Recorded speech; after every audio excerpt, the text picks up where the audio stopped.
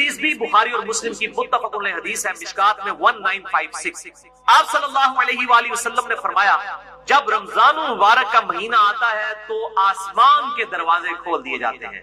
دوسرے طریق میں آیا ہے جنت کے دروازے کھول دیے جاتے ہیں۔ تیسرے طریق میں آیا ہے رحمت کے دروازے کھول دیے جاتے ہیں۔ یہ سارے الفاظ بخاری اور مسلم میں، اور پھر ساتھ ہی الفاظ ہیں کہ جہنم کے دروازے، آگ کے دروازے بند کر دیے جاتے ہیں اور شیاطین جکڑ دیے جاتے ہیں۔ اچھا یہ ہے کہ شیاطین جو ہے وہ قید کر، اکثر لوگ سوال کر رہے ہوتے ہیں جی اگر شیاطین قید کر دیے جاتے ہیں پھر بھی چند لوگ ہیں جو نماز نہیں پڑھ رہے، چند نہیں اکثر لوگ نہیں پڑھ رہے ہوتے، تو میرے بھائی 11 مہینے تک جب شیطان نے پیڈل مارا ہے آپ کی سائیکل کو، اس کے بعد 1 مہینے نہ بھی مارے وہ، پھر بھی تھوڑی دور تک تو یہ معاملات چلیں گے۔ پھر سب سے بڑی چیز نفس ہے انسان کا، وہ ساتھ لگا ہوا، یہ سرکش شیاطین، بڑے بڑے شیاطین جو ہے وہ کر دیے جاتے ہیں۔ باقی جو انسان کے ساتھ شیاطین چھوٹے موٹے لگے وہ تو چلتے رہیں گے، اللہ تعالیٰ کی طرف سے خاص مدد آ جاتی ہے۔ باقی جڑے تھے پیڑے وہ کعبے بھی پیڑ، اگر کسی نے اپنی اصلاح خود نہیں کرنی ہے تو اس کی رمضان میں کوئی اصلاح نہیں، اللہ تعالیٰ کی طرف سے ایک مدد مل جاتی ہے۔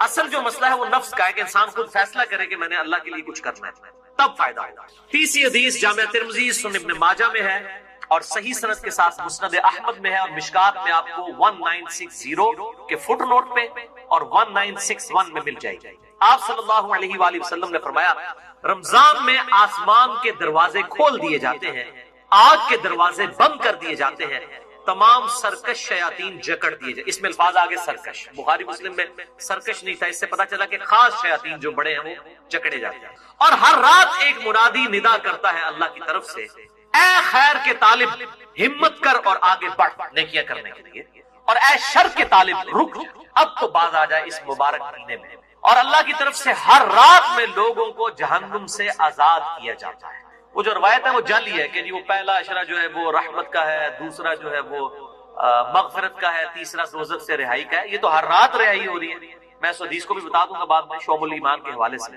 چوتھی حدیث بھی بخاری اور مسلم دونوں میں ہے، مشکات میں 1958۔ آپ صلی اللہ علیہ وآلہ وسلم نے فرمایا جو شخص ایمان اور احتساب کے ساتھ، اکاؤنٹیبلٹی کے ساتھ، احتساب کو آپ اگر اردو میں ٹرانسلیٹ کریں گے تو 3 چیزوں کا مجموعہ ہے، نمبر 1 اخلاص، نمبر 2 ثواب کی نیت، اور نمبر 3 اصلاح نفس، یعنی نفس کی اصلاح بھی جو ہے مطلوب۔ رمضان کے روزے رکھے اللہ تعالیٰ اس کے پچھلے سارے گناہوں کو معاف فرما دے گا۔ اور پھر ساتھ ہی الفاظ ہے جس نے ایمان اور احتساب کے ساتھ رمضان کی راتوں کا قیام کیا اس کے بھی پرانے سارے گناہ معاف، اور پھر ساتھ ہی فرمایا جس نے شب قدر کا قیام کیا ایمان اور احتساب کے ساتھ اس کے بھی پچھلے سارے گناہ معاف۔ لیکن اس سے مراد چھوٹے گناہ ہیں، بڑے گناہ نیک اعمال سے معاف نہیں ہوتے، وہ صرف توبہ کرنے سے معاف ہوتے ہیں اور گناہ چھوڑنے سے۔ اس کے سپورٹ میں حدیث ہے صحیح مسلم کی، مشکات میں ہے، اس کا نمبر 564۔ آپ صلی اللہ علیہ وآلہ وسلم نے فرمایا اگر بڑے بڑے گناہوں سے بچا جائے تو 5 نمازیں، ایک نماز سے دوسری نماز تک، ایک جمعے سے دوسرا جمعہ، اور ایک رمضان سے دوسرا رمضان درمیان کے گناہوں کا کفارہ ہے اگر بڑے گناہوں سے بچا جائے۔ تو نماز چھوڑنا تو خود بڑا گناہ ہے، یہ نہیں ہے کہ ایک جمعہ پڑھ لیا پھر اگلا جمعہ پڑھا پچھلے ساری معاف، نہیں، کبیرہ گناہوں سے بچا جائے۔ صحیح مسلم میں حدیث ہے، مشکات میں 569 اس کا نمبر ہے کہ بندے کے کفر اور اسلام کے درمیان فرق نماز، تو نماز چھوڑنے سے تو بڑا کوئی گناہ نہیں، تو ایک نماز سے دوسرا نماز کے درمیان گناہوں کا کفارہ بھی تب بنے گا جب دوسری نماز پڑھی جائے گی۔ 5ویں حدیث بھی بخاری اور مسلم کی متفق علیہ حدیث ہے، مشکات میں 1959۔ آپ صلی اللہ علیہ وسلم نے فرمایا رمضان مبارک میں ہر نیک عمل 10 سے 700 گنا تک بڑھا دیا جاتا ہے۔ اس لیے ہم کوشش کرتے ہیں کہ زکوٰۃ رمضان کے مہینے میں تاکہ زیادہ ثواب ملے، اور پھر زکوٰۃ ہوتی بھی لیونر ایئرز کے اعتبار سے، وہ سولر ایئرز کے اعتبار سے نہیں دینی ہوتی ہے، چاند کے مہینوں کے اعتبار سے دینی ہوتی ہے، تو وہ آسان ہو جاتا ہے حساب۔ ویسے آپ ایک رمضان میں نکال لیں اور پھر پورا سال دیتے رہیں، یا اگلے سال کی بھی پیشگی نکالی جا سکتی ہے۔ زکوٰۃ میں نے ڈیٹیل سے لیکچر مسئلہ نمبر 95A اور B دے دیا، جسے شوق ہو تو وہ دیکھیں۔ اور ساتھ ہی الفاظ ہیں بخاری و مسلم کے، اللہ تعالیٰ فرماتا ہے بے شک روزہ خاص میرے لیے ہے اور میں ہی اس کی جزا دوں گا۔ باقی نیکیوں کا تو پتہ چل جاتا ہے، روزہ انسان اور اس کے رب کے درمیان ایک راز ہے، اگر کسی شخص نے خود نہیں بتایا تو وہ چھپ کر کھا پی لے تو پتہ نہیں چلے گا۔ تو اللہ تعالیٰ ہمارا یہ میرے اور میرے بندے کے درمیان چونکہ خاص عبادت ہے، خاص میرے لیے ہے، میں اس کی جزا دوں گا۔ اور پھر 7 الفاظ ہیں، میرا بندہ اپنی خواہش اور کھانے کو میری وجہ سے ترک کرتا ہے۔ روزہ دار کے لیے 2 خوشیاں ہیں، پہلی خوشی افطار کے وقت اور دوسری خوشی اس وقت جب وہ اپنے رب سے ملاقات کرے انشاءاللہ۔ اور پھر ساتھ ہی الفاظ ہیں روزہ دار کی منہ کی بو اللہ تعالیٰ کو کستوری کی خوشبو سے بھی بڑھ کر عزیز ہے. پھر ساتھ ہی الفاظ ہے روزہ ڈھال ہے، یعنی ایک ڈھال ہے گناہوں سے بچنے کے لیے. جب تمہارا روزہ ہو تو فحش گوئی اور گناہوں سے اجتناب کرو. اگر روزے کی حالت میں کوئی تم سے جھگڑا کرے تو اس سے کہہ دو کہ میں روزے کی حالت میں. اللہ تو ڈر، میرا بھی روزہ ہے تیرا بھی روزہ ہے یار، جان جان. یعنی بجائے یہ کہ ترکی بترکی جواب دیا جائے، لڑائی کی جائے روزے کی حالت میں. ویسے روزے کی حالت میں انسان کی حالت بھی ایسی ہوتی ہے کہ انسان کہتا ہے یار کو نیڑے نہ ہی لگے، متھے نہ ہی لگے. خصوصاً عصر سے مغرب کا جو وقت ہے اس وقت بڑا مشکل ہوتا ہے، انسان کو گفتگو کرنے کو بھی دل نہیں کرتا. اسی لیے تقویٰ بھی حاصل ہوتا ہے، شہوت بھی ٹھنڈی ہوتی ہے، ہر چیز ٹھنڈی ہو جاتی ہے. ظاہر ہے جب انسان روزہ رکھتا ہے تو روزہ ڈھال ہے. جب تمہارا روزہ ہو تو فحش گوئی مت کرو، گناہوں سے بچو، اور جب کوئی جھگڑا کرنے لگے اس سے کہہ دو کہ میرا روزہ ہے. چھٹی حدیث سنن نسائی اور مسند احمد میں ہے، مشکات میں 1962. آپ صلی اللہ علیہ وآلہ وسلم نے فرمایا تمہارے پاس رمضان مبارک کا مہینہ آیا ہے، اللہ نے اس کے روزے تم پر فرض کیے. اس میں آسمان کے دروازے یعنی جنت کے دروازے کھول دیے جاتے ہیں، جہنم کے دروازے بند کر دیے. جنت کے 8 دروازے ہیں اور دوزخ کے 7، اور سرکش شیاطین جکڑ دیے جاتے ہیں. اس ماہ میں ایک رات ایسی ہے جو 1000 مہینوں سے افضل ہے، جو ہم پچھلی دفعہ مسئلہ نمبر نیو 44 میں ڈسکس کر چکے. جو شخص اس کی خیر اور بھلائی سے محروم ہو گیا واقعی ہر بھلائی سے محروم ہو گیا. اور میں نے شب قدر کو پانے کا آسان طریقہ بتایا تھا، وہ جسے شوق ہو تو وہ لیکچر دیکھ. اچھا، اسی کانٹیکسٹ میں ایک مشہور حدیث ہے جو اکثر ڈاکٹر اسرار صاحب بھی بیان کرتے تھے، لیکن وہ سخت ضعیف روایت ہے. اس میں کافی الفاظ تو باقی احادیث بخاری مسلم میں اور اس میں بھی موجود ہیں، لیکن کچھ الفاظ جو ہیں اس کے ضعیف ہیں. وہ شعب الایمان امام بیہقی کی کتاب سے ہے اور مشکات میں 1965 نمبر ہے کہ آپ صلی اللہ علیہ وسلم نے شعبان کی آخری رات میں صحابہ سے خطاب کیا کہ اب رمضان کا مہینہ شروع ہونے والا ہے اور یہ برکتیں ہیں. وہ ساری وہی ہیں جو ہم ڈسکس کر چکے. اس کے اینڈ پہ آتا ہے کہ اس کا پہلا عشرہ، پہلے 10 دن رحمت کے ہیں، دوسرے 10 دن جو ہیں وہ مغفرت کے ہیں، اور تیسرے 10 دن جو ہیں وہ دوزخ سے چھٹکارے کے ہیں. اور پھر لوگوں نے اس کے اوپر خود سے وہ دعائیں بھی ڈیوائز کر لی. بالکل جعلی روایت ہے یہ. اور اس کے ایک طریق کے اندر علی بن زید مشہور ضعیف راوی ہے، اور دوسرے طریق میں سلیمان راوی جو ہے وہ منکر الحدیث ہے. منکر الحدیث وہ راوی ہے جس کی حدیثیں ترک کر دی، اس شدید ترین جرح. اسی طریقے سے یہ اکثر رمضان سے پہلے بھی وہ یہ میسج چل رہا ہوتا ہے کہ جس نے رمضان کے چاند دیکھنے کی خوشخبری، تو یہ وہ سب جعلی جھوٹی روایتیں ہیں.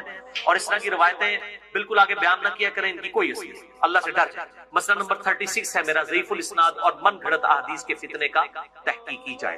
7ویں حدیث بھی بخاری اور مسلم دونوں میں. آپ دیکھ لیں اکثر حدیثیں بخاری اور مسلم سے. مشکات میں 1957 اس میں الفاظ ہے کہ جنت کے 8 دروازے ہیں، ان میں سے ایک دروازے کا نام ہے الریان، جو خاص ان لوگوں کے لیے ہے جو روزہ دار ہیں. ان کو اس دروازے سے آواز دی جائے گی کہ جو دنیا میں روزہ رکھا کرتے تھے. الریان دروازے سے ندا کی جائے گی اور ان کو جنت میں اس دروازے سے داخل کیا جائے گا. اس کے علاوہ ذاکرین کے لیے ہے اور قتال کرنے والوں کے لیے مختلف نیکیوں کے لیے دروازے آئے ہیں. 8ویں حدیث بھی بخاری اور مسلم دونوں میں ہے. مشکات میں 2053 آپ صلی اللہ علیہ وآلہ وسلم نے فرمایا جو شخص اللہ کی راہ میں، یعنی اس راہ میں مراد جہاد اور قتال، اللہ کی راہ میں نکلنا، نیکی کے اعمال کرنا اور قتال کے لیے سب کچھ اس میں شامل ہے، فی سبیل اللہ کے الفاظ، اس حالت میں بھی روزہ رکھے تو اللہ تعالیٰ اس کے اور دوزخ کے درمیان 70 سال کی دوری ڈال دے گا جو اللہ کی راہ میں روزہ رکھے. اور اسی کا ایک طریق ہے جامعہ ترمذی میں، مشکات میں ہے 2064. پچھلا بخاری اور مسلم کا تھا، مشکات میں 2053 تھا، یہ مشکات میں 2064 ہے کہ جو شخص اللہ کی راہ میں نکل کر روزہ رکھے اللہ تعالیٰ اس کے اور جہنم کے درمیان زمین و آسمان کے فاصلے کے برابر دوری قائم کر دے. یہ بات سمجھانے کے لیے 9ویں حدیث جامعہ ترمذی، سنن کبریٰ البیہقی اور شرح السنہ امام بغوی کی کتاب میں ہے اور مشکات میں 1992 ہے. آپ صلی اللہ علیہ وسلم نے فرمایا جو شخص کسی روزہ دار کا روزہ افطار کروائے یا کسی مجاہد کی تیاری کروائے اس کو بھی اس کی مثل ثواب. اور یہ کرنا چاہیے. آپ سامنے بیٹھے ہوں، آپ اپنے حصے کی کھجور کسی اور کو دیں، جیسا مسجد میں ہوتا ہے لوگ اپنے گھر سے کھجوریں لے آتے ہیں، آپ اپنے حصے کی کھجور کسی اور کو دیں، اس کے حصے کی خود لیں تو ڈبل روزے کا ثواب ہے. چوپڑیاں نہ لے دو تو روزہ کھلوانے والے کے ثواب میں اس کو بھی وہ ثواب ملے گا اور جس نے رکھا ہے اس کے ثواب میں کمی بھی نہیں. 10ویں حدیث جامعہ ترمذی اور سنن ابن ماجہ سے ہے اور مشکات میں 2249 ہے.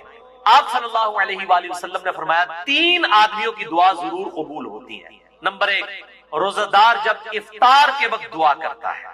نمبر 2 عادل بادشاہ، اور نمبر 3 مظلوم کی دعا. اب وہ دعا کی قبولیت کس فارم میں ہوگی یہ بڑی ڈیٹیلز ہیں، مسئلہ نمبر 82 میرا ریکارڈڈ ہے، جسے شوق ہو تو وہ دیکھ سکتے ہیں۔ 11ویں حدیث یہ واحد ہے جو مشکات میں نہیں ہے، سنن ابن ماجہ میں ہے 1753، جو پچھلی تھی وہ سنن ابن ماجہ میں 1752 ہے، جو مشکات میں 2249 ہے، یہ مشکات میں نہیں لیکن سنن ابن ماجہ میں، اس سے اگلی حدیث ہے 1753 کہ آپ صلی اللہ علیہ وآلہ وسلم نے فرمایا افطار کے وقت کی گئی دعا رد نہیں کی جاتی۔ اس میں الفاظ تھے کہ دعا قبول ہوتی ہے، اس میں الفاظ ہے رد نہیں کی جاتی، اور اس حدیث میں ساتھ ہی الفاظ ہیں کہ عبداللہ ابن عمر ابن عاص رضی اللہ تعالیٰ عنہ کے بارے میں عبداللہ ابن ابی ملیکہ تابعی کہتے ہیں کہ جب بھی وہ روزہ کھولا کرتے تھے یہ حدیث بیان کیا کرتے تھے کہ روزے دار کی افطار کے وقت دعا رد نہیں جاتی، اور پھر ساتھ دعا کیا کرتے تھے اللہم انی اسألک برحمتک، اے اللہ میں تجھ سے تیری رحمت کا سوال کرتا ہوں، التی وسعت کل شیء ان تغفر لی، کل شیء ان تغفر لی، وہ رحمت جو کہ ہر چیز کا احاطہ کیے ہوئے ہے کہ اے اللہ تو میری مغفرت۔ تو کوئی بھی دعا کی جا سکتی ہے، رب اجعلنی کی جا سکتی ہے، ربنا آتنا فی الدنیا کی جا سکتی ہے، کوئی بھی دعا آپ اس وقت کر سکتے۔ اور ایک مسنون دعا ہے، سحری کی تو کوئی دعا ثابت نہیں ہے، یہ جعلی دعا پبلک کی، کل کے روزے کی نیت کرتا ہوں، اس دن کے روزے کی نہیں، اگلے کل کے روزے کی، وہ تو کسی کتاب میں نہیں لکھی ہوئی، خود سے جعلی دعا بنائی ہوئی ہے۔ البتہ افطار کی ایک صحیح دعا ہے، سنن نبی داؤد میں مشکات میں 1993 ہے، ذهب الظمأ وابتلت العروق وثبت الاجر انشاءاللہ، ذهب الظمأ وابتلت العروق وثبت الاجر انشاءاللہ، یعنی پیاس چلی گئی، رگیں تر ہو گئی، اور اللہ کے حضور ہمارا اجر پکا ہو گیا، یہ اس کا طرح۔ لیکن یہ روزہ کھولنے کے بعد، پانی پینے کے بعد یہ دعا مانگی جائے گی، پہلے آپ صبح شام کے اذکار کریں، سب سے بہتر ٹائم شام کے اذکار کا مغرب سے جسٹ پہلے ہے، کیونکہ شام کا وقت وہ ہوتا ہے، مغرب کے بعد تو رات شروع ہو جاتی ہے نا، سب سے بہترین وقت۔ اور جو دعائیں ہیں سنت وہ پڑھیں، قرآنی دعائیں پڑھ سکتے ہیں۔ البتہ ایک مشہور جو پبلک میں دعا ہے وہ بالکل مردود روایت ہے، مرسل ہے، منقطع روایت ہے، وہ تابعی سے ہے، اور تابعی صحیح مسلم کے مقدمے میں آیا ہے کہ تابعی جب نبی صلی اللہ علیہ وسلم سے بیان کرے گا اور صحابی کا ذکر نہیں کرے گا وہ منقطع ہوگی، مرسل ضعیف روایت ہوگی۔ مشکات میں 1994 ہے، سنن نبی داؤد کے کانٹیکسٹ میں معاذ بن زہرہ تابعی سے ہے، یہ روایت ضعیف ہوگی۔ اللہم صمت وعلی رزقک افطرت، یہ بھی ویسے انہوں نے داخل کیتا ہے، اللہم انی لک صمت وبک آمنت، او کون ہر شاید جعلی چیزیں بھی جعلی چیزیں شامل کی ہیں، حالانکہ جو جعلی ہے وہ بھی ہے اتنی، اللہم لک صمت وعلی رزقک افطرت، یہ بھی روایت جعلی ہے، اور اصل دعا وہی ہے ذهب الظمأ وابتلت العروق وثبت الاجر انشاءاللہ۔ تو اس کے علاوہ جو دعائیں ہیں سنت وہ آپ کر سکتے ہیں، اور بیسٹ دعا وہی ہے جو بخاری اور مسلم میں آئی، ربنا آتنا فی الدنیا حسنہ وفی الآخرۃ حسنہ وقنا عذاب النار۔ شام کے اذکار بھی کریں جو بلو کارڈ میں ہم نے لکھے ہوئے ہیں۔ 12ویں حدیث صحیح مسلم سے ہے، اور یہ حدیث بخاری کو چھوڑ کے باقی اہل سنت کی 5 کتابوں میں، صحیح مسلم، ترمذی، ابو داؤد، نسائی، ابن ماجہ میں، مشکات میں ہے 2047۔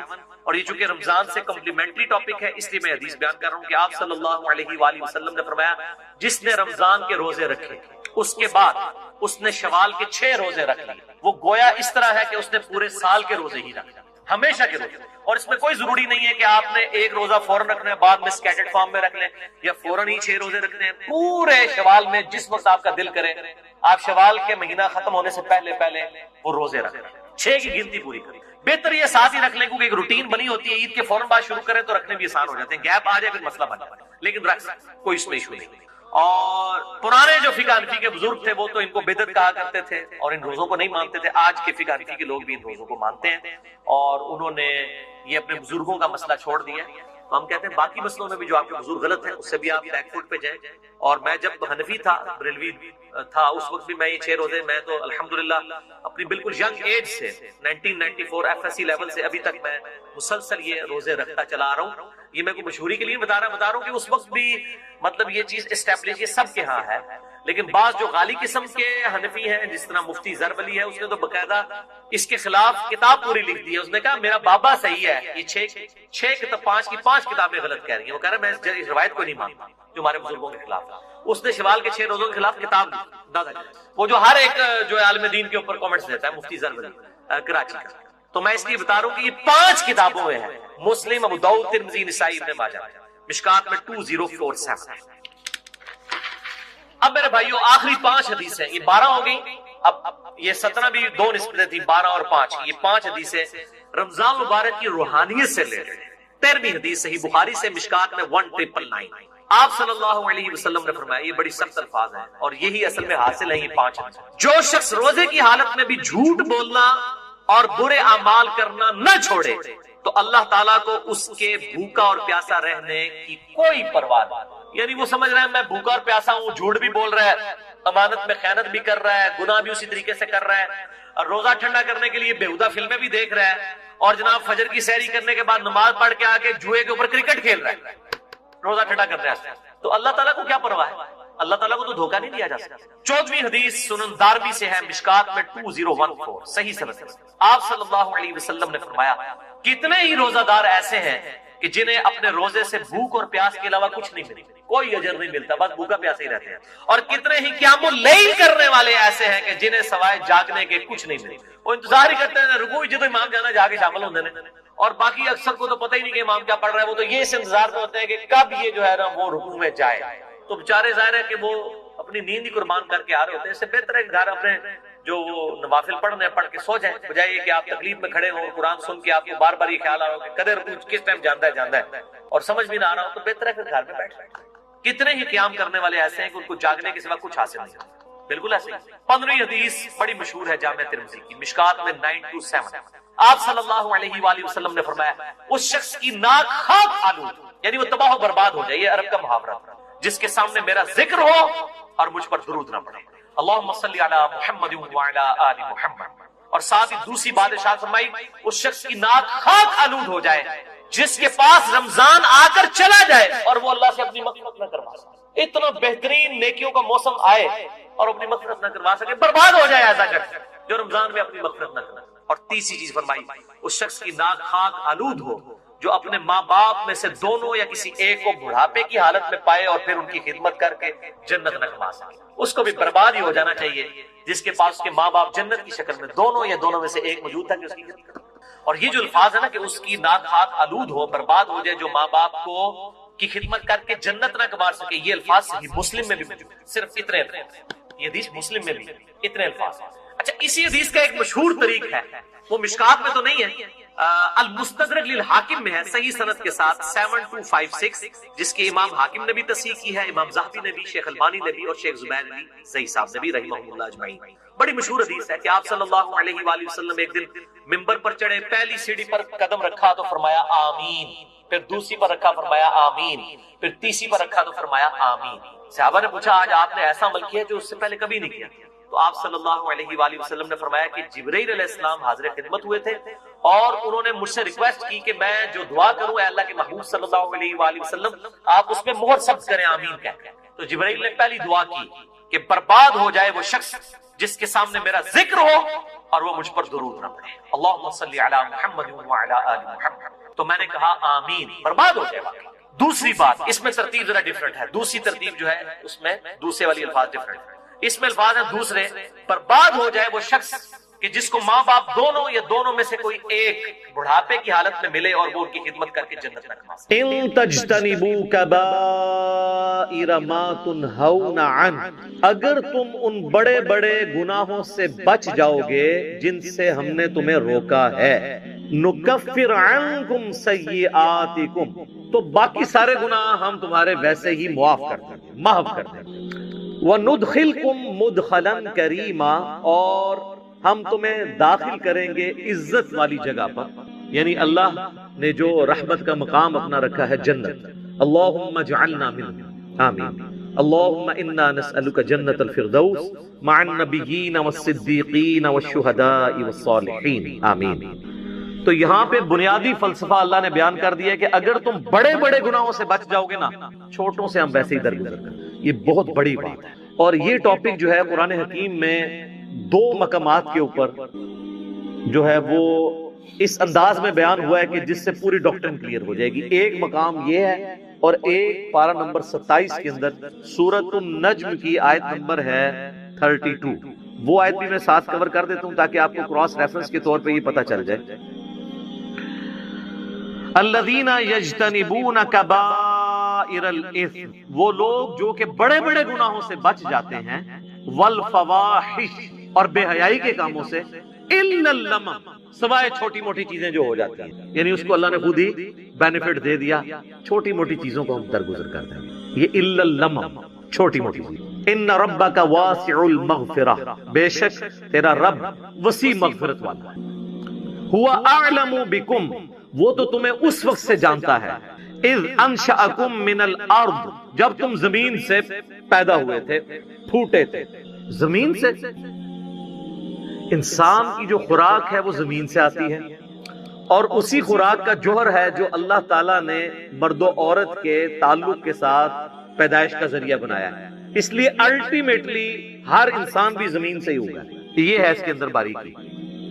وَإِذْ أَنْتُمْ أَجِنَّةٌ فِي بُطُونِ أُمَّهَاتِكُمْ، اور وہ اس وقت بھی تمہیں جانتا ہے جب تم ایک جنین کی شکل میں، ایک ایمبریو کی شکل میں رحم مادر میں تھے، ماں کے شکم میں تھے، وہ اس وقت سے تمہیں جانتا ہے. یعنی اللہ تعالیٰ سے کون سی انسان کی چیزیں چھپی رہ سکتی ہیں.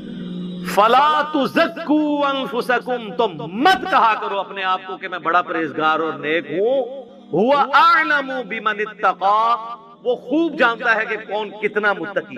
اللہ کہہ رہے زمین سے جب تم اگے تھے، سر یہ اللہ ہی ڈیٹا رکھ سکتا ہے کہ زمین سے جو گندم اگنی ہے، یہ گندم کس نے کھانی ہے، اور باقی چیزیں جو انسان استعمال کرتا ہے، اس سے پھر وہ جو قطرہ بننا ہے منی کا اور مرد و عورت کا جو ملاپ، پوری کی پوری چیزیں، یعنی بالکل جسے کہتے ہیں نا بنیاد تک اللہ تعالیٰ کے علم میں ہے.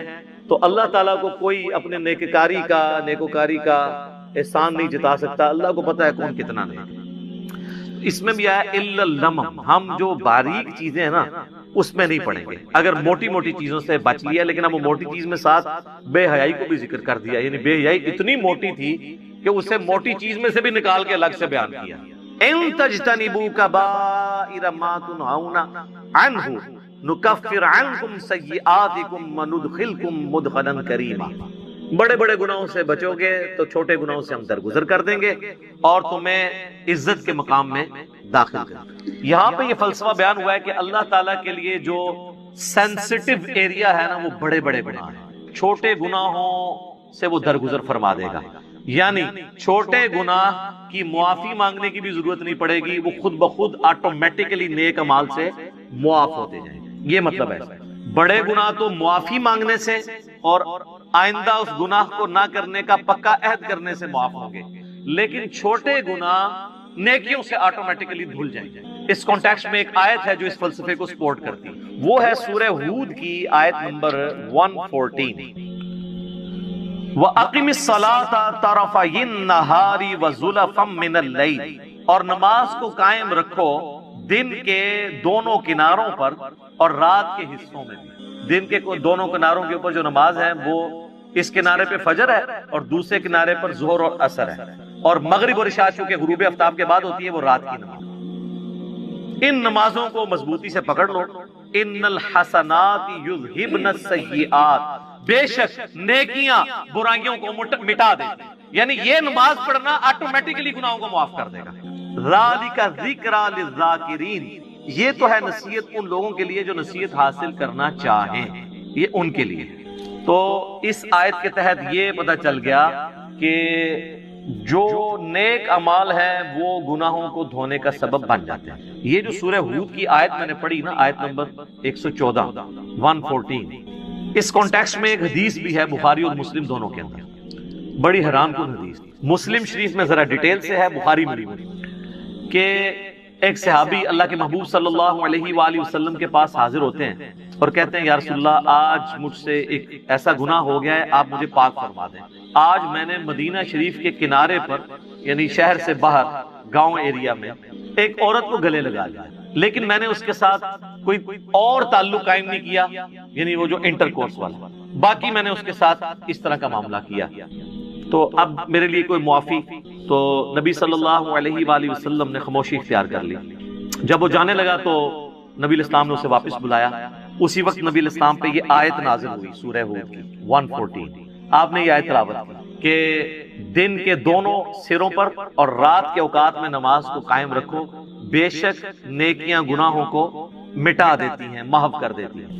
تو نبی الاسلام نے کہا کہ نماز پڑھو تمہارا یہ گناہ معاف ہو جائے گا. اچھا، بعض لوگ اس سے سمجھتے ہیں کہ کوئی اگر ڈیٹس مارتا رہے لڑکیوں کے ساتھ، نماز پڑھ لے تو آٹومیٹکلی معاف ہو جائے گی. نہیں، اس پہ بھی اجماع ہے پوری امت کے علماء کا، چاہے سنی ہو یا شیعہ، کہ کسی چھوٹے گناہ کو چھوٹا سمجھ کے تکرار کے ساتھ کرنا بھی گناہ کبیرہ ہے۔ یہ تو ایک کبھی کبھار ہو جائے نا، لیکن وہ یہ تو نہیں تھا کہ نبی اسلام نے اسے یہ کہا کہ ہاں روزانہ گلے لگا لیا کرو اس کے بعد پھر نماز پڑھ لیا کرو، ایسا نہیں۔ یعنی کبھی کبھار کوئی نفس سے مغلوب ہوا تو اس کی نیکیاں گناہوں کو محو کر دیں۔ اسی کو سپورٹیو ایک اور حدیث ہے بخاری اور مسلم دونوں کے اندر، نبی صلی اللہ علیہ وآلہ وسلم نے فرمایا بھلا بتاؤ تو اگر کسی شخص کے گھر کے آگے سے نہر گزرتی ہو اور وہ روزانہ اس میں 5 دفعہ غسل کرے تو اس کے جسم پہ کوئی میل باقی رہ جائے گا؟ صحابہ نے کہا نہیں یا رسول اللہ صلی اللہ علیہ وآلہ وسلم۔ تو آپ نے فرمایا کہ پھر 5 نمازوں کی مثال بھی ایسی ہی ہے کہ اس کے جسم سے گناہ سارے دھل جائیں گے، لیکن لیکن لیکن چھوٹے بڑے گناہ نہیں معاف ہوتے، بڑے گناہ صرف توبہ سے معاف ہوتے ہیں اور آئندہ گناہ نہ کرنے کا پکا عہد کرنا۔ چھوٹے گناہ آٹومیٹکلی نیکیوں سے معاف ہوتے ہیں اور بڑے گناہ جب معاف ہوتے ہیں، وہ سورۃ الفرقان کی آیت نمبر 70 ہے، 70 نمبر، کہ اگر کوئی بڑے بڑے گناہوں سے توبہ کر لے، حتیٰ کہ اللہ نے اس بڑے گناہوں میں شرک کو ذکر کیا، قتل نہ حق کو ذکر کیا، زنا کو ذکر کیا، اور کہا کہ اگر کوئی ان سے بھی توبہ کر لے ہم اس کے گناہوں کو بھی نیکیوں سے بدل دیں گے، صرف معاف نہیں کریں گے، گناہوں کو نیکیوں سے بدل دیں گے۔ سبحان اللہ وبحمدہ سبحان اللہ العظیم، آمین۔ تو بڑے بڑے گناہوں سے اگر توبہ کر لی جائے تو وہ اتنی بڑی نیکیاں بن جائیں، لیکن وہ توبہ پاکستانی توبہ نہیں ہوتی، وہ پکی والی توبہ ہوا۔ اور توبہ کا طریقہ اللہ تعالیٰ نے قرآن میں بتا دیا ہے کہ پاکستانی توبہ میں، یعنی جس کو میں کہتا ہوں کہ کتابوں کے خدا میں اور بابوں کے خدا میں کیا فرق ہے۔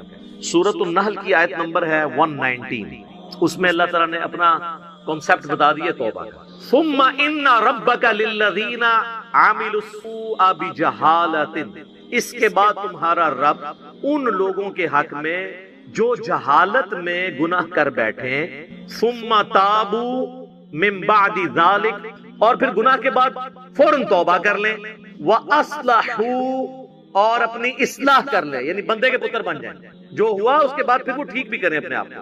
إِنَّ رَبَّكَ مِن بَعْدِهَا، اس کے بعد تیرا رب لغفور الرحیم، ضرور بخشنے والا مہربان ہے۔ کس کے بعد؟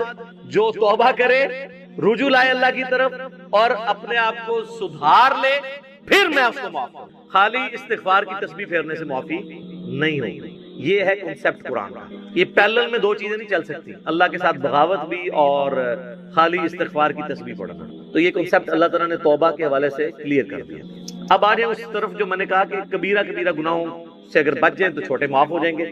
اس کو سپورٹیو ایک اور حدیث ہے جو صحیح مسلم میں ہے، وہ ڈسائسو حدیث ہے۔ اس کے الفاظ ہیں اگر بڑے بڑے گناہوں سے بچا جائے تو ایک نماز سے دوسری نماز، ایک جمعے سے دوسرا جمعہ، اور ایک رمضان سے دوسرا رمضان درمیان کے تمام گناہوں کا کفارہ بن جائے گا، اگر بڑے بڑے گناہوں سے بچا جائے۔ اب یہ نہیں ہے کہ ادھر سے ایک جمعہ پڑا ادھر سے ایک جمعہ اور درمیان والے معاف، نہ، کیونکہ اس کے الفاظ ہیں اگر بڑے گناہوں سے بچا جائے۔ تو مجھے بتائیں نماز چھوڑنے سے بڑا گناہ کون سا ہو سکتا ہے؟ صحیح مسلم میں حدیث ہے بندے کے کفر اور ایمان کے درمیان، شرک اور اسلام کے درمیان فرق نماز ہے، لہٰذا جو نماز چھوڑتا ہے تو ایک جمعے سے دوسرا جمعہ درمیان کے گناہوں کا اس کا کفارہ نہیں بنے گا، ایک رمضان سے دوسرا رمضان درمیان کے گناہوں کا کفارہ نہیں بنے گا، ایک نماز سے دوسری نماز درمیان کے گناہوں کا کفارہ نہیں بنے گی کہ اگر کوئی کہے جی میں فجر پڑھ لوں اور ادھر سے عشاء پڑھ لوں درمیان بھی معاف ہو جائے، نہیں۔ جامعہ ترمذی میں حدیث ہے، شقیق تابعی کہتے ہیں کہ صحابہ کرام نماز چھوڑنے والے کے علاوہ کسی کی تکفیر نہیں کرتے تھے، جو نماز نہیں پڑھتا تھا اس کو وہ کافر سمجھتے۔ یہ پاکستان کے شناختی کارڈ میں بے نمازی مسلمان ہے، اللہ کے ہاں بے نمازی مسلمان نہیں ہے۔ جامعہ ترمذی میں حدیث ہے جس نے جان بوجھ کے نماز چھوڑ دی اس نے کفر، اور جان بوجھ کے چھوڑنے سے مراد یہ نہیں کہ بندہ کہ میں بڑا مصروف ہوں، نہیں۔ بخاری اور مسلم دونوں میں حدیث ہے کہ اگر کوئی شخص بھول جائے یا سویا ہوا ہو تو جیسے ہی اسے یاد آئے یا وہ اٹھے تو نماز پڑھ لے، اور پھر نبی اسلام نے وہ آیت تلاوت کی سورہ طٰہٰ کی، وَأَقِمِ الصَّلَاةَ لِذِكْرِي، اور میری یاد کے لیے نماز کو قائم رکھنا۔ تو نبی اسلام نے فرما دیا کہ وہ جو جان بوجھ کے یہ ہے کہ ایک بندہ جاگ بھی رہا تھا اور بھولا ہوا نہیں تھا اور اس نے نماز چھوڑ دی، وہ مارا۔ ایک اور چیز ہو سکتی ہے کہ کوئی مجنون ہو جائے، جو صحیح بخاری میں مولا علی کا قول ہے تعلیقاً کہ 3 لوگوں سے قلم اٹھا لیا گیا ہے، چھوٹے بچے سے، پاگل سے اور سوئے ہوئے شخص سے، یہاں تک کہ وہ جاگ جائے۔ تو یہ حدیث مرفوع بھی ہے، نبی علیہ السلام سے بھی مولا علی نے نقل کی ہے، سنن ابن ماجہ میں بھی ہے، ترمذی میں بھی، بخاری میں امام بخاری سے چیپٹر کی ہیڈنگ میں لے کے آئے ہیں۔ اس کانٹیکس میں جو سیدنا عمر کے پاس ایک دفعہ ایک مقدمہ کسی پاگل کے بدکاری کرنے کا آیا تھا، تو مولا علی نے کہا تھا کہ اس کے اوپر سزا جاری نہیں ہوگی کیونکہ اس کا ذہنی توازن درست نہیں ہے۔ تو پاگل کوئی ہو گیا ہے، سویا ہوا ہے، بھول گیا ہے، تو پھر معاملہ الگ ہے، ورنہ آپ نے نماز پڑھنی ہے، اور نماز چھوڑنے کی معافی جو ہے وہ نیک اعمال سے نہیں ہوگی کیونکہ یہ تو فرض ہے، اسی طریقے سے باقی جو فرائض ہیں۔ تو یہ گناہ کبیرہ کے حوالے سے کنسیپٹ کلیئر ہو گیا۔ یہ کبیرہ اور صغیرہ کی بحثیں تو ساری علمی ہیں، ادروائز صحیح مسلم میں حدیث ہے، عبداللہ ابن مسعود کہتے ہیں نبی صلی اللہ علیہ وآلہ وسلم سے بھی انہوں نے مرفوع کیا اس حدیث کو کہ مؤمن کے لیے چھوٹا سا گناہ بھی ایسا ہے جیسا کہ اس کے سر پہ کسی نے پہاڑ رکھ دیا، گویا اس پہ گرا چاہتا ہے، اور منافق کے لیے بڑے سے بڑا گناہ بھی ایسا ہے گویا ناک پہ مکھی بیٹھی تھی اس نے اڑا دی، تو وہ اس کو سینسٹیو ہی نہیں ہوگا اس معاملے میں، جس کو ہم پنجابی میں کہتے ہیں کہ عقل نہ ہوئے تھے موجیں ہی موجاں، عقل ہوئے تھے سوچیں ہی سوچاں۔ جس کو عقل نہیں ہے تو وہ موج ہی مارے گا نا، وہ تو کپڑے بھی اتار کے پھیرے گا تو وہ ریلیکس کرے گا، لیکن کوئی عقل مند آدمی تو اپنے کپڑے اتار کے نہیں پھر سکتا، ہاں کوئی بزرگ ہو تو وہ پھر سکتا ہے۔ مجذوب تو اس کا بھی وہ کہتے ہیں کہ انہاں تو قلم اٹھے ہے، تو سیدھی طرح کونا پاگل ہے، قلم اٹھے ہے، مجنون، مجذوب، شطحیات، پنجابی بونگیاں۔ تو آپ دیکھ لیں کتنے ننگے پیر ہیں، ہمارے کتنے پرائم منسٹر ہیں جو وہ ان ننگے پیروں کے پاس جا کے بیٹھتے تھے اور جا کے ان سے تھاپڑے مرواتے تھے۔ ان سارے پیروں کو کہنا پاکستان کا قرضہ اتار دیں نا، بجلی پوری کر دیں، پرائم منسٹر تو ظاہر ہے جڑی جماعتاں انہوں نے جی بننا ہے نا کسی نے۔ تو یہ ساری کہانیاں ہیں اور یہ سارے ان کے پاس پہنچے ہوتے ہیں، یہ ہماری یعنی قوم کی ایز اے قوم جہالت ہے۔ تو اللہ تعالیٰ نے گناہ کبیرہ کے حوالے سے بتا دیا۔ اب آخر میں اگر میں لسٹ کا ذکر کروں، یہ ایک تلخ چیز تھی جو میں نے اس آیت کے کانٹیکسٹ میں آخر میں رکھی ہے کہ یہ ہماری بدقسمتی کہہ لیں کہ اکثر گناہ جو ہمیں معلوم ہے وہ سب کے سب کبیرہ گناہ ہیں، ان میں کوئی گناہ چھوٹا گناہ ہے، ہم ان کو چھوٹا سمجھ رہے ہوتے ہیں۔ اگر آپ کو یہ سارے گناہوں کی لسٹ چاہیے نا تو بخاری مسلم کے حوالے سے مشکات المصابیح میں اگر آپ چلے جائیں نا تو مشکات کے شروع ہی میں پہلی جلد کے اندر آپ کو ایک چیپٹر ملے گا گناہ کبیرہ کا بیان، کیونکہ ایک کمبائنڈ فارم میں نوٹس ہیں مشکات میں، اسی لیے بار بار ایمفسائز کرتا ہوں کہ مشکات ضرور لیں۔ مثلا پہلی حدیث اس چیپٹر میں وہ بخاری اور مسلم دونوں سے لے کے ہیں کہ عبداللہ ابن مسعود رضی اللہ تعالیٰ عنہ کہتے ہیں کہ نبی علیہ السلام سے کسی نے عرض کیا کہ اللہ کے نزدیک سب سے بڑا گناہ کون سا ہے؟ تو آپ نے فرمایا کہ تم اللہ کا شریک بناؤ حالانکہ اس نے تمہیں پیدا کیا ہے، یعنی شرک سب سے بڑا گناہ۔ اس نے پوچھا اس کے بعد، فرمایا اس اندیشے سے بچے کو قتل کر دو کہ وہ تمہارے ساتھ کھائے گا۔ اولاد کو اس لیے سے ایک فیملی پلاننگ ہے وہ الگ چیز، اس کا جواز موجود ہے، اس میں میری ویڈیوز ریکارڈ ہے۔ یہ کہ پریگنینسی آئیڈینٹیفائی ہو گئی ہے اور آپ بچے کو قتل کر دیتے ہیں یا بچوں سمیت خودکشی کر لیتے ہیں، جو پاکستان میں خبریں اکثر آتی رہتی میڈیا میں۔ اس نے عرض کیا اس کے بعد تو فرمایا اپنی پڑوسی کی بیوی کے ساتھ بدکاری کرنا۔ بدکاری تو کسی کے ساتھ بھی کرنا برا ہے، لیکن پڑوسی کا چونکہ حق ہے اس لیے اس کو ذکر کیا۔ پھر نبی صلی اللہ علیہ وآلہ وسلم نے سورۃ الفرقان کی آیت تلاوت کی، والذین لا يدعون مع اللہ الہا آخر ولا يقتلون النفس التي حرم اللہ الا بالحق ولا يزنون، جو میں نے شروع میں بھی حدیث کا ذکر کیا تھا کہ حدیث میں 3 بڑے گناہ بیان ہیں۔ اگلی حدیث امام بخاری لے کے آئے ہیں جو مشکات والے امام نے نقل کی ہے کہ نبی علیہ السلام نے فرمایا اللہ کے ساتھ شریک بنانا، والدین کی نافرمانی کرنا، کسی کو ناحق قتل کرنا اور جھوٹی قسم اٹھانا کبیرہ گناہ ہے۔ دیکھ لیں یہ بھی کبیرہ ہے۔ اس سے اگلی حدیث بخاری اور مسلم دونوں میں ہے کہ جھوٹی قسم کی بجائے جھوٹی گواہی کا ذکر ہے اس حدیث کے اندر کہ جھوٹی گواہی دینا بھی گناہ کبیرہ ہے۔ اس سے اگلی حدیث بھی بخاری اور مسلم دونوں میں ہے، نبی علیہ السلام نے فرمایا 7 چیزوں سے بچو۔ پوچھا کہ کون سی؟ فرمایا اللہ کے ساتھ شرک کرنا، جادو کرنا، قتل کرنا، سود کھانا، یتیم کا مال کھانا، میدان جنگ سے پیٹ پھیر کر فرار ہونا اور پاک دامن عورتوں پر تہمت لگانا۔ یہ 7 بھی جناب کبیرہ گناہ ہے۔ میں نے کہا تھا یہ بدقسمتی ہے کہ جتنے گناہ ہمیں نون ہے نا وہ سارے کبیرہ ہیں۔ اس سے اگلی حدیث بھی بخاری اور مسلم دونوں میں ہے، نبی علیہ السلام نے فرمایا جب زانی زنا کرتا ہے اس وقت وہ مومن نہیں ہوتا، جب چور چوری کر رہا ہوتا ہے وہ اس وقت مومن نہیں ہوتا، جب شرابی شراب پی رہا ہوتا ہے وہ اس وقت مومن نہیں ہوتا، اور جب وہ یہ کام کر چکتا ہے تو یعنی ایمان اس میں سے نکل جاتا ہے، اس کے بعد اس کے اندر ایمان دوبارہ لوٹتا ہے، اور خیانت کرنے والا خائن اس وقت مومن نہیں ہوتا۔ اور پھر آخر میں الفاظ ہیں پس تم بچ جاؤ، پس تم بچ جاؤ، 2 دفعہ نبی علیہ السلام نے فرمایا۔ تو آگے بخاری مسلم دونوں میں حدیث ہے منافق کی 3 نشانیاں ہیں، جب بات کرے تو جھوٹ بولے، وعدہ کرے تو خلاف ورزی کرے، اور جب امانت رکھی جائے خیانت کرے. لو جی پوری قوم کے اوپر فٹ ہو رہی ہے.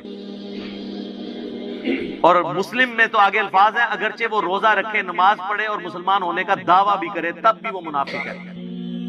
یعنی عملاً منافق ہے، اعتقاداً نہیں، اعتقاداً تو مسلمان ہے لیکن عملاً منافق ہے. اور ایک اور حدیث ہے بخاری اور مسلم، اس میں 4 چیزوں کا ذکر ہے. نبی علیہ السلام فرمایا جو 4 خصلتیں جس میں ہوں گی وہ پکا منافق ہے، اور جس میں ایک ہوئی وہ بھی نفاق کی ایک شاخ کے اوپر ہے، یہاں تک کہ اس عمل کو چھوڑ دے. نمبر 1 امانت رکھی ہے تو خیانت کرے. نمبر 2 بات کرے تو جھوٹ بولے. نمبر 3 عہد کرے تو توڑ دے. اور جب جھگڑا ہو تو گالی گلوچ پر اتر آئے. یہ علماء تو آلموسٹ سارے اس میں آتے ہیں، گالی گلوچ پہ اتر آتے ہیں نا، کیسی کیسی موٹی موٹی گالیاں دیتے ہیں. اور عوام الناس تو اب مجھے بتا دیں، ہم تو وہ شعر لے کے چل رہے ہیں کچھ بھی ہیں تیرے محبوب کی امت سے ہیں.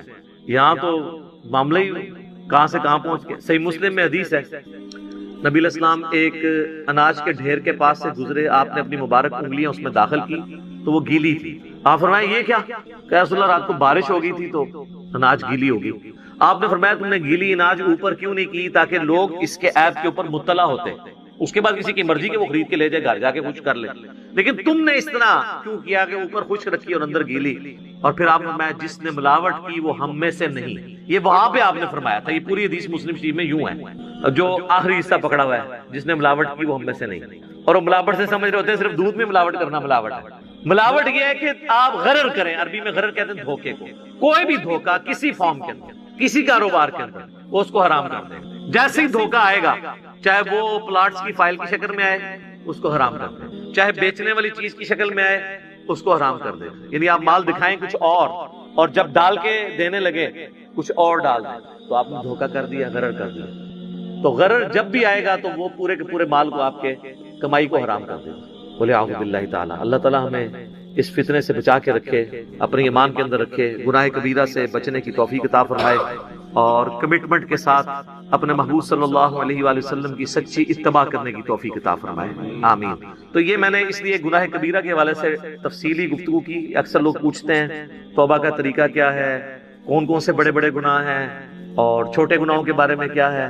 تو توبہ تو میں نے آپ کو بتا دیا کہ توبہ یہ ہے کہ اپنی اصلاح کرنی. اس کو میں دنیاوی مثال سے آخر میں سمجھا دیتا ہوں، پھر آگے چلتے ہیں.